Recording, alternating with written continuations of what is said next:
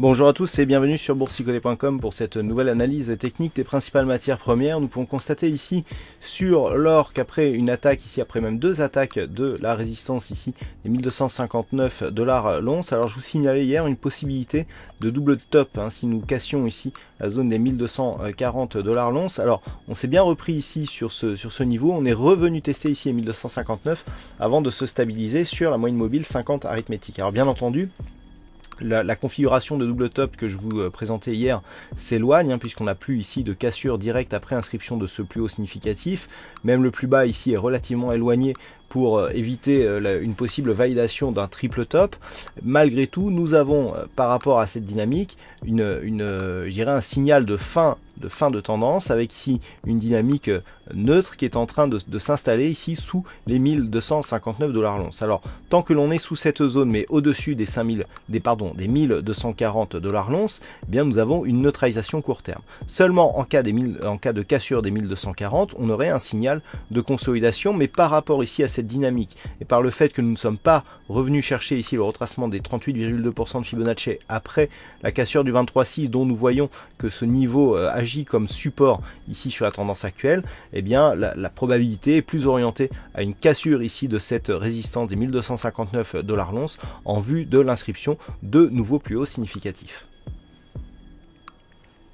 Et enfin sur le WTI, eh bien, nous avons un signal de retour finalement au-dessus de ce support, puisque je vous indiquais hier que nous avons une possibilité ici de revenir au-delà de l'ancien support oblique qui depuis avait été validé ici comme résistance. Regardez ce qu'il se passe ici sur les cotations récentes. Nous avons rupture ici de cette ancienne résistance oblique. On vient tester ici par deux fois la zone des 51,50, 51,70 et on revient ici sur la moyenne mobile et le support oblique qui est redevenu support. Alors je rappelle que pour visualiser ce support, il fallait se mettre en daily, voilà, et voir un petit peu la tendance que nous avions ici. Alors le fait que nous ayons cette réintégration invalide la poursuite de la consolidation dont le signal avait été envoyé sur la rupture ici des 51,50 $ le baril. Toujours est-il qu'il faudrait, pour valider ce signal, continuer à enfoncer ici les 51,50 à la hausse pour se réinstaller d'une manière pérenne entre ce support et la résistance des 54,80 $ le baril. Donc pour l'instant on est sur une dynamique relativement forte. Ici en H4 on voit bien que les retours sur la moyenne mobile agissent bien comme un niveau de support, y compris sur cette phase qui a propulsé ici les cours du WTI au-delà des 51,50 $ le baril. Maintenant il faut confirmer ici, après le premier test dont on peut comprendre qui nous a donné un signal d'échec avec une configuration ici qui était surachetée, retournement du MACD, on a eu une petite phase de consolidation.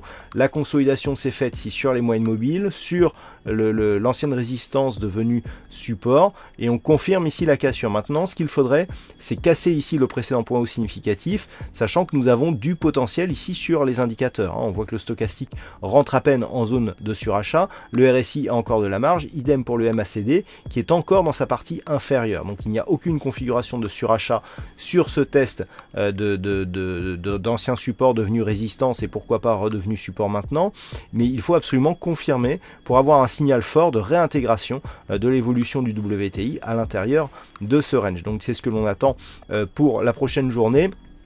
Et ce scénario ici de réintégration sera valable tant qu'on ne repassera pas sous ici ce niveau des 50,70 $ le baril. Voilà ce que nous pouvons dire donc sur cette analyse technique des principales matières premières. Passez une bonne soirée, bonne chance dans vos prochains trades. On se retrouve dès demain pour d'autres analyses techniques, toujours sur le site boursicolet.com.